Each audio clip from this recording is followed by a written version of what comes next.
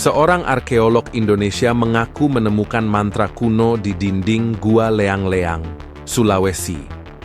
Mantra ini ditulis dalam aksara mirip lontar Bali, dan ketika dibacakan, terdengar suara-suara aneh dari dalam gua.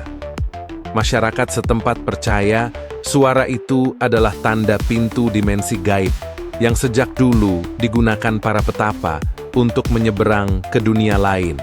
Apakah ini hanya mitos atau bukti adanya teknologi spiritual kuno yang belum kita pahami? Fenomena ini membuka diskusi baru tentang hubungan manusia, spiritualitas, dan warisan budaya.